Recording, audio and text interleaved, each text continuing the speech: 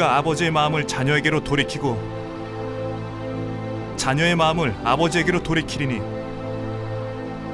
이는 내가 와서 그 땅을 저주로 치는 일이 없도록 하려는 것이니라.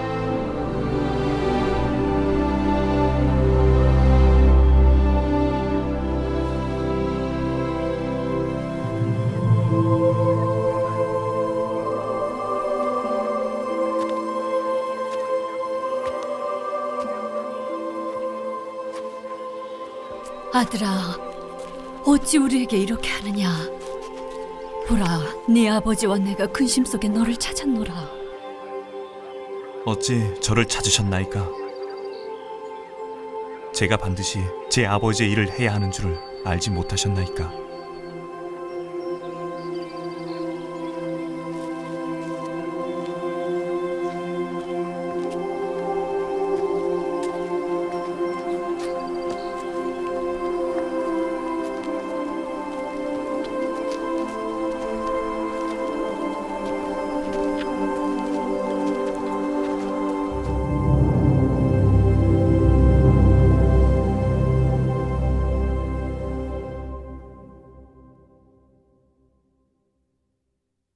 자, 오늘 제목은 더욱 사랑스러워 라는 제목으로 말씀 나누겠습니다.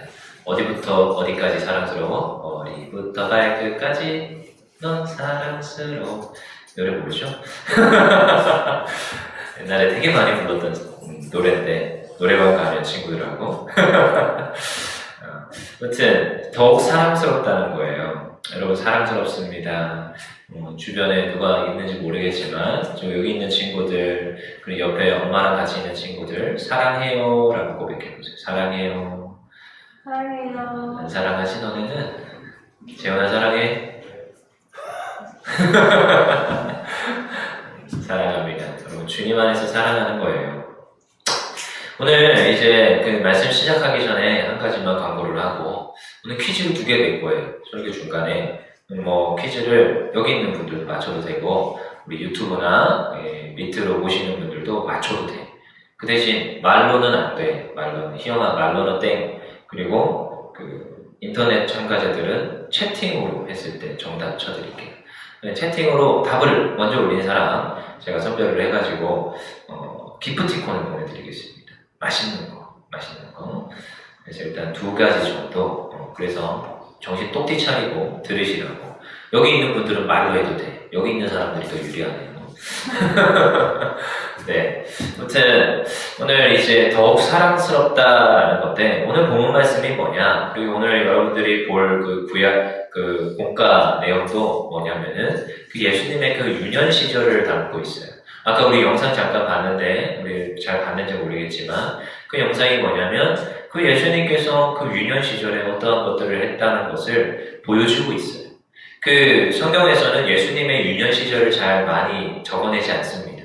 오히려 예수님이 전반적으로 사역했던 때가 30세부터예요. 그래서 30세부터 한 33, 34, 요 정도까지 이제 33에서 34인지 무슨 32인지는 모르겠지만 한 30세부터 3년 정도 사역을 하셨다가 죽으시고 부활하시고 승천해서 올라가셨다라고 하는 것이 성경의 일반적 견해입니다.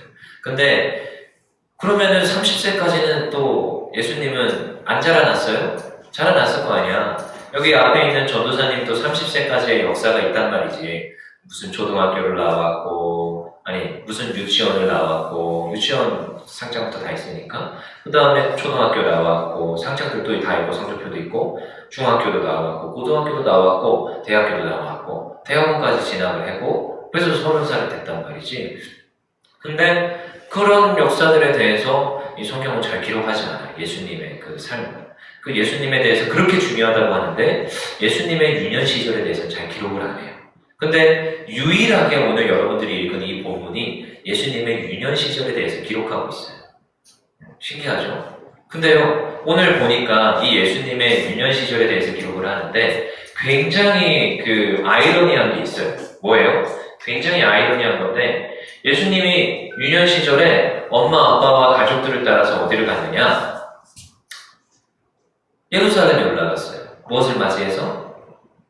6월절을 맞이해서. 그쵸? 유월절을 맞이해서 예루살렘에 올라갔는데 뭐 하러 올라갔겠어요? 유월절에 분명히 뭐 어린 양을 드리고 제사를 드리고 갔을 거예요. 왜냐? 그들의 절기를 따라서 날마다 예루살렘에 올라갔으니까 다 모든 것들을 내팽개치고 예루살렘에 갔단 말이지.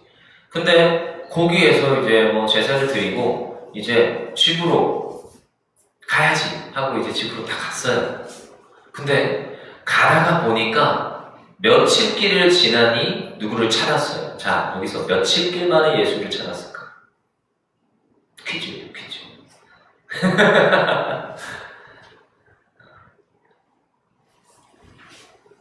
하루 길이야? 네, 우리 희영이가 희영이가 제일 빠르네요. 네, 아무도 올리지 않았어요. 자, 대충 이렇다라는 거. 그래요. 유튜브도 안 올라갔어요. 하루 길 만에, 이게 예수를 찾았다고 하는데요. 제가 이걸 이해를 할 수가 없는 거죠. 왜 하루 길일까? 아니, 난 이게 이해가 안 돼요. 왜냐, 여러분 잘 생각해 보세요. 아이를 키우는 사람 입장에서 아이가 안 보여. 근데 아이가 사라졌어. 근데 그걸 며칠 동안 몰랐다고요? 하루 길이라는 여기에서 이 하루는 만 하루로 뜻한단 말이지. 그럼 하루 종일 아이가 안 보이는데 그것도 12살 난 애기 12살이 그렇게 뭐 엄청나게 나이 많은 게 아니란 말이지. 여러분 지금 초등부 올라가 보세요. 12살 끽해봐야 몇 학년이에요? 5학년 뭐 이때는 만으로 쳤다면 뭐 6학년 정도 되겠죠. 근데 아니 이게 이해가 안 되는 거지. 그 초등학생 아이가 사라졌는데 하루 동안 모른다? 용납이 안 되더라고. 내가 이 성경을 읽으면서 이해가 안 돼요. 이해가. 지금 이게 12살 난 예수인데 여러분 이게 공감이 됩니까? 엘이 너 그렇다고. 시온이 집에서 만약에 너의 막내가 사라졌어. 하루 종일. 어떨 것 같아? 엄청 찾아야겠지. 아마 몇 시간 만에 난리가 날걸? 전도사님도 몇 번 경험이 있어요. 애들을 각 교회에다가 풀어놓잖아요. 근데 전도사님이 여기 오기 전에는 아동부 사역을 했는데 애들을 풀어놔요. 애들이 사라지는 거야. 예배를 잘 드리고 부모님들은 예배 드리고 가잖아요. 그러면은 거기는 또 지하가 공당이라서 부모님들이 다 지하 가서 예배를 드린단 말이지. 근데 올라왔는데 밥 먹자 하는데 애들이 한 번 찾아도 없어. 그래서 누구한테 물어보니까 놀이터에 있다 그러더라고요. 놀이터에 갔겠죠 하고 놀이터로 갔다 왔어요. 그 부모님이. 그래도 또 없어. 그리고 그러면 학교 놀이터에 가서 주지 않을까? 학교 놀이터가 또 없어. 그러면 혹시 잘 가는 다른 놀이터들도 있을 거 아니에요. 동네 놀이터로 또 몇 군데를 갔어. 없는 거죠. 이제 교회가 발칵 뒤집혔어. 몇 시간 만에? 1시간도 안 됐어요. 1시간도 안 됐는데 난리가 난 거죠. 청년부 예배가 2시인데 청년들이 다 동원돼가지고 애들이 찾기 시작하는 거야. 애들이 3명이 사라져가지고 난리가 난 거죠. 납치된 거 아니냐부터 시작해서 뭐 그렇게 시간이 많이 지나지도 않았는데 그게 정상적인 거 아니에요? 결국 나중에는 찾았어요. 뭐 친구 집에서 잘 놀고 있었어요. 근데 아무런 말도 안 하고 가가지고 이제 정말로 이제 애들을 어떻게 관리해야 되나 굉장한 그 질문, 퀘스천들을 많이 받았었는데 지금 하루끼를 지금 애를 못 찾았어요. 이게 이해가 안 되는 거죠. 이해가 안 돼. 그러면서 아마 이제 마리아와 그 육신의 아버지 그 요셉도 있고 또 형제와 또 동생도 있을 거 아니에요. 아까 보니까 뭐 여동생도 있어 보이는데 아무튼 그러한 그 가운데서 이제 아들을 찾아야 되는 거야. 내 아들 어디 갔지? 하루길 갔는데 지금 찾는 데는 며칠이 걸려요? 여기서 뭐라고 하고 있어요? 며칠? 사흘이라고 하고 있어요. 사흘 동안 찾아 헤매다가 어디로 와요? 예루살렘에 온 거예요. 예루살렘에 왔더니 아까 영상을 잠깐 보니까 이제 어이가 없는 거죠. 지금 예수가 뭘 하고 있어요? 어린 예수가 수많은 군중들에 휘어잡혀서 뭔가를 지금 토론을 하고 있다는 거예요. 뭔가를 가르치고 있고 이야기를 하고 있다는 거죠. 여러분 잘 생각해 봐야 돼요. 여러분들이 그 예수님에 대해서 굉장히 오해를 가질 수 있는 게 전도사님은 이런 본문들을 보고 이 성경을 읽어 내려갈 때 오해를 가질 수가 있어요. 전도사님도 그랬어요. 그러면은 예수님은 언제부터 뭐라 그럴까? 좀 이런 말하기 좀 그렇지만 신격이 생겼나? 이런 표현. 그럼 어렸을 때는 예수님은 하나님이 아니었나? 이런 표현. 이런 생각 안 해봐요? 저는 아니면 해봤어요. 그리고 여러분들도 충분히 그런 생각을 할 수 있어요. 이런 부분을 보면 더 그래요. 왜? 어린 예수 취급을 하거든. 그리고 30살 이전의 그 예수님에 대해서는 말을 하지 않아. 30살 때부터 능력이 나타나고 그의 그 역사를 드러내는 것을 볼 수 있어요. 그러면 30살 이전의 예수는 예수가 아닌가? 그러면 30살 때부터 갑자기 하나님이 되셨나? 이런 착각에 빠지기 쉽단 말이죠. 하지만 우리는 잘 기억해야 돼요. 여러분, 지금 여기서 제가 얘기하는 건 그 모든 것들은 잘못된 이단적 교리라는 것을 알려드리고 싶은 거야. 그건 잘못됐어요. 요즘 뭐 누구 교회, 누구 목사님이 이단이 아니냐 저한테 자꾸 질문이 많은데 글쎄요, 이단인지 아닌지 내가 알 길은 없고 검증을 해봐야겠지, 신학적으로. 근데 이 신학적으로 이제 검증을 해보면 그 사람의 이단성들이 드러나게 돼 있어요. 근데 예수님은 전적으로 태어나서 30살까지도 예수님이셨고 그 이후에도 예수님이셨습니다. 그래서 전적으로 이 땅에 오실 때부터 하나님께서 이 땅에 성육신에서 오신 것이고 그의 모든 사역에서는 이미 예수님의 그 모습들이 나타나더라고요. 하지만 이 30살까지에는 예수님에 대해서 정확히 기록하지 않아. 왜? 그것은 기록할 필요가 없으니까. 성경에서 뭐라고 얘기하느냐? 성경은 역사를 기록한 게 아니고 어떤 사람의 인생을 기록한 것이 아니고 여러분들에게 구원에 이르게 할 만한 것들을 잘 모아다가 기록한 것이 성경이에요. 그래서 예수님의 모든 사역들을 다 기록하면 성경을 다 기록할 수 없다고 해요. 그래서 저 하늘에 저 바다에 다 쓸 수 없는 것이 하나님의 은혜이고 예수님의 사역이라는 것을 성경은 말하고 있어요. 그래서 전체를 기록하지 않아요. 그렇지만 요 잠깐의 이 어린 시절을 통하여서 우리는 많은 걸 배울 수 있어. 그걸 좀 기억했으면 좋겠어요. 일단 예수님께서는 분명히 그 말과 그 지혜의 권능이 있었다라는 거예요. 예수님께서는 어린 시절에도 그 지혜와 권능이 있어요. 왜요? 하나님이시기 때문에. 우리 한번 본문 말씀 볼까요? 누가복음 2장 47절 우리 읽어보겠습니다. 시작. 듣는 자가 다 그 지혜와 대답을 놀랍게 여기더라. 이 12살의 대답과 그 말의 그 지혜를 통하여서 거기 주변에 누가 있었겠어요? 예루살렘에 바리새인도 있을 것이고 서기관도 있을 것이고 수없이 그 율법들을 달달달달 외웠던 수많은 유대인들이 있었을 것이에요. 근데 그들이 그 12살의 말에 그 지혜와 그 능력에 감탄을 하는 거예요. 그리고 모여서 그 가르침들을 듣게 되는 거예요. 여러분, 이것은 그냥 12살의 아이가 좀 똑똑하네 이 정도를 떠나는 이야기입니다. 그래서 잠깐 담아내고 있어. 그 어린 시절의 예수의 그 지혜와 능력을. 그래서 우리는 인정해야 돼요. 예수님은 30살 전에도 예수님이셨다. 하나님이셨다. 그의 능력은 어느 순간 사탄 마귀의 시험을 받고 나서 생겼다 이런 이상한 학설들이 있는데 그 모든 걸 여러분 배제하십시오. 잘못된 이단 사상입니다. 그거는 이제 제대로 된 기독론에서 출발을 해야 돼요. 지난번에도 얘기했지만. 그래서 요한복음이 무엇을 변호하는 것이냐? 기독론에 대해서 변호하는 거예요. 아, 예수님은 이런 분이야 라고 잘 알려주시는 거죠. 그래서 예수님은 어린 시절에도 그의 지혜와 능력이 있다는 것을 여러분 잘 붙들고 가시길 바랍니다. 근데요, 오늘 우리가 이 설교 본문을 사실 언제 자주 만나게 되는 본문이냐? 어린이날 많이 만나게 되는 본문이야. 우리 어린이날 많이 본문 중에 채택되는 본문이 뭐냐면은 2장 52절이에요. 우리 지금 52절 한번 찾아보세요. 2장 52절 우리 한번 읽어봅시다. 시작. 예수는 지혜와 키가 자라가며 하나님과 사람에게 더욱 사랑스러워 가시더라. 그러면서 우리가 어린이날 많이 이제 듣게 돼요. 근데요, 저도 옛날에 이거 가지고 어린이날 설교해봤거든요. 지나고 나서 이게 잘못됐구나. 그런 것들을 나중에 계속 깨달아요. 물론 성경 본문 하나를 가지고 여러 가지 의미가 나올 수 있고 여러 가지 설교를 할 수 있습니다. 이것만이 옳다라고 얘기하는 것은 잘못됐다고 봐요. 어떤 신학적 범주 안에서는. 하지만 그럼에도 불구하고 오늘 52절에서의 이 지혜라는 것은 그냥 인간의 그 지혜가 자라난다는 의미가 아니라는 거예요. 우리 앞에서도 봤죠? 그들이 예수의 그 12살의 지혜에 감복했고 감탄했어요. 이것은 예수님의 그 하나님적 권능에 대한 칭찬과 경배이지 그냥 그렇구나 이 아이가 지혜롭게 자라나는구나. 이것이 아니라는 거예요. 그래서 옛날에도 솔로몬의 지혜에 대해서 우리가 잘 생각해야 된다고 했죠. 솔로몬의 지혜를 구합니다. 하나님 공부 잘해서 시험 성적 좋게 해주세요. 잘못된 지혜를 구하는 거예요. 솔로몬의 지혜는 선과 악을 구별하는 지혜라고 했어요. 근데 오늘 여기 나오는 지혜는 예수님의 지혜는 그 하나님의 지혜에 대해서 말하고 있어요. 그 하나님의 말씀의 지혜에 대해서 말하고 있어요.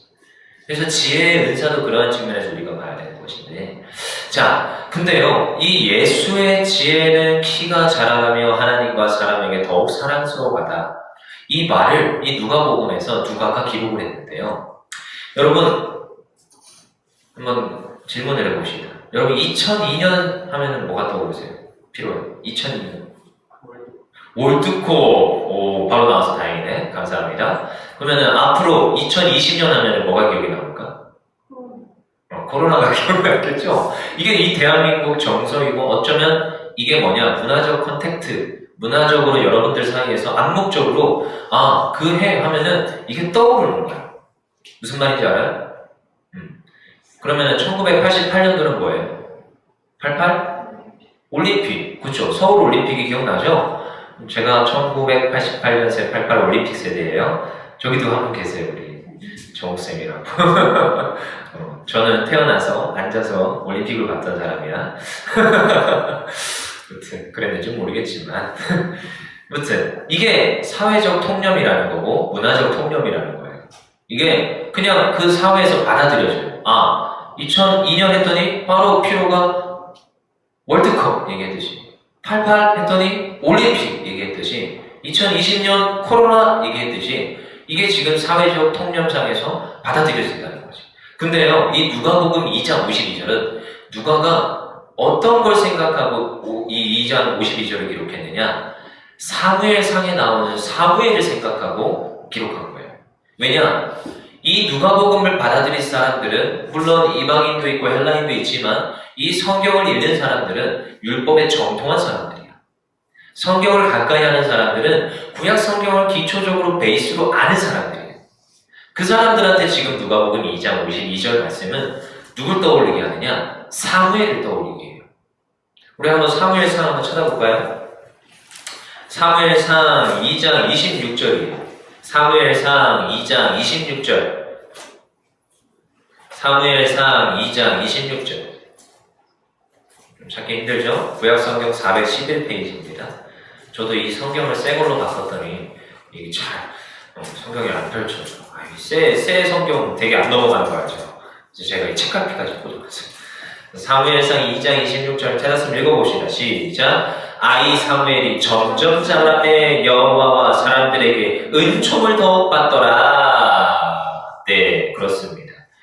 여러분, 예수의 이 2장 52절의 이 말씀은 사무엘을 떠올리게 합니다. 단지 더욱 사랑스러워 가시더라가 오늘은 여기 보니까 사람들에게 은총을 받더라를 얘기하는데, 사실 이것은 무엇이냐? 지혜와 사랑과 은총은 같은 단어예요. 사랑과 은혜는 같은 단어로 출발합니다. 네, 화장실 갔다 오세요, 혜영아. 웃지 말고. 그래서 사랑과 은총은 같은 단어로 출발해요. 그러니까 오늘 이 52장은 이 예수의 이야기를 하지만 사실은 사무엘을 떠올리게 하는 이 모티브를 담고 있어요. 너희가 무엇을 떠올려라? 사무엘을 떠올려라. 그 사무엘의 그 시대적 배경을 떠올리라는 거예요. 이 예수가 자라나는 그 시기가 무엇인지, 그가 지혜롭고 강건하여져서 사람들에게 사랑스러워가며 자라나는 것은 사무엘을 떠올리게 하고 그 시대적 배경 가운데 우리 또 이 예수가 살아가는 그 시대적 배경이 닮아 있다는 것을 말해주고 있는 거예요. 모티브로 담고 있어요. 그러면 사무엘이 살아가던 시대는 어떠했어요? 사무엘에 제가 가끔씩 얘기하죠. 사사가 12명인데 사사기에 보면 사사가 12명인데 마지막 사사가 누구? 사무엘이라고 했어요. 13번째 사사예요. 13번째. 그래서 마지막 사사적 역할을 감당하다가 워낙에 백성들이 누구를 달라고 하니? 왕을 달라고 하니 세운 왕이 누구예요? 사울 왕이었어요. 기억하죠? 사무엘이 마지막 사사적 역할을 감당하는 겁니다. 사사라고 기록하진 않지만 근데 사사적 역할을 감당해요. 그러니까 사실 사무엘이 살아가던 시대가 왕의 어떤 사사시대의 끝자락이라는 것을 우리가 생각할 수 있어요. 왕의 어떤 시대, 그 왕의 어떤 시대에 누가 하나님의 앞에 사람들 앞에 사랑스러워서 자라가요? 사무엘이 사랑스러워서 자라갑니다. 그리고 이 사무엘이 나중에 그 왕을 세웁니다. 진정한 왕, 다윗 왕을 기름 붓게 되죠. 우리가 잘 생각해 봐야 됩니다. 우리는 오늘 이 예수가 지혜와 키가 자라가는데 그가 더 사랑스러워 갔다. 이것은 무엇이냐? 왕이 어떤 시대에 왕으로서 준비되어지며 자라가더라는 것이에요. 여러분 그것을 기억하십시오. 물론 이분은 이 땅에 오자마자 왕이셨고 제사장이셨고 대제사장적 직분을 감당하셨어요. 물론 그것들을 잘 감당하셨습니다. 하지만 아이가 이제 자라나야 돼요. 준비하는 가운데 하나님의 일 가운데 지금 자라나는 와중에 있다는 거예요. 그리고 그 자라나는 와중에서 이 예수님은 딱 때가 되니 그의 사역을 펼쳐나가기 시작합니다. 근데요, 어릴 때도 이미 선지자적 역할을 감당하고 있다는 것을 우리가 보게 된다는 것이에요. 잠시 후에 다시 시도해 네, 주십시오. 깜짝 놀랐어요. 네, 또 이렇게 또 끊어지네요. 네트워크 연결 때문에. 네, 그래서 이게 무엇이냐? 우리가 잘 생각해야 되는 것이 무엇이냐? 예수 그리스도가 자라났던 그 시대적 배경 가운데 이 어린 예수님도 그의 분명히 어떠한 지혜와 능력이 자라가며 그는 하나님적 그 선지자적 역할을 잘 감당했다라는 것. 그렇지만 이 어릴 때는 그의 어떠한 것을 나타내 보여주지 않고 성경에서는 분명히 기록은 하지 않지만 분명히 하나님의 역할을 감당했다. 이 땅에 오셔서 성육신하셔서 그의 역할들을 잘 감당하셨다는 것을 여러분들이 잘 기억했으면 좋겠어요. 그리고 그 시대적 배경 가운데 누구로 오셨다? 왕으로 오셨다. 왕으로 오셨다. 그걸 잘 기억하십시오. 어린 예수라고 어리구나 이것이 아니라 왕이시라는 것을 잘 기억하십시오. 그것을 여기에서 담아내고 있는 거예요. 근데요, 왜 이러한 또 시대적 모티브를 하느냐? 사무엘에도 보면요, 우리 사무엘상 아까 2장 26절 읽었지만 이 시대적 안에서는 왜 왕이 없었고 왕을 달라고 하고 그렇게 이 사사시대가 폐역했느냐? 무엇이 없었어요? 사무엘상 3장 1절에서 말하고 있어요. 아이 사무엘이 엘리 앞에서 여호와를 섬길 때에 여호와의 말씀이 희귀하여 이상이 흔히 보이지 않았더라. 뭐예요? 이 사무엘이 살아가는 시대가 무엇이 희귀했어요? 여호와 하나님의 말씀이 희귀했어요. 희귀하다는 건 뭔지 알죠? 말씀이 없다라는 거예요. 말씀이 없던 시대였어요. 이것을 떠올리세요. 사무엘. 근데요, 오늘 예수님이 오셔서 지혜롭게 자라가고 성장해가고 더 사랑스러워 가시는데 그 예수님은 누구라고 했어요? 말씀이라고 했어요. 그 말씀이, 이 말씀이 희귀한 시대 가운데 오셨다라는 거예요.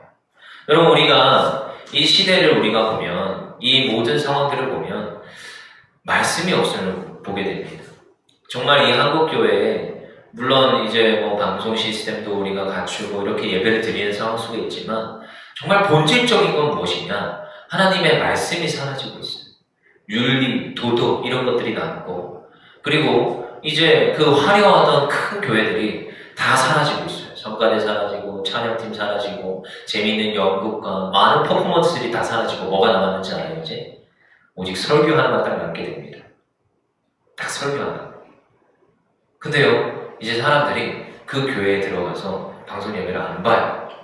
그전에 내가 그 큰 교회에 가서 예배드리기 너무 기쁨이고 재미였어요. 왜? 볼 게 너무 많았어요. 교회 갔다 오면 뭔가 극장 갔다 온 것 같고 굉장히 재미있었어요. 근데 이제 정작 유튜브 들어가서 보는 건 뭐예요? 그 큰 교회들도 찬양 누가 몇 명 해야 알아요? 1명하고 2명이에요. 찬양도 재미가 없어. 봐봐요. 여러분 유튜브 들어가면 얼마나 재밌는 그 노래들이 많은지 알아요? 찬양팀도 얼마나 잘하는 찬양팀이 널렸는지 알아요? 근데 그 퀄리티 없는 1명, 2명 나오는 그 찬양 보면서 뭐 은혜 받겠다고. 물론 그런 분들도 있지요. 근데 대다수가 그렇지 않아요.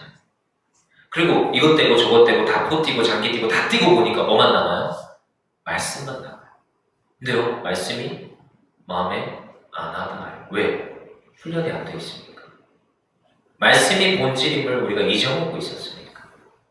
말씀이 희귀한 시대 가운데 살다가 이 엄청난 사태 속에서 방송 예배 드리라니까 말씀이 마음에 안 와닿습니다. 그래서 누군가 그래요. 뭔가를 개발해야 되고 뭔가 재미있는 영상을 좀 틀어줘야 되고 그런 시도들을 우리가 해야 맞습니다. 그런 것도 필요합니다. 하지만요, 정작 여러분들 이 상황 속에서 나의 신앙을 지키게 하는 건 무엇인지 아십니까? 이 상황 속에서 이 왕이신 예수님을 바라보면서 우리가 무엇을 기억해야 되는지 아십니까? 그의 말씀을 기억해야 되는 거예요.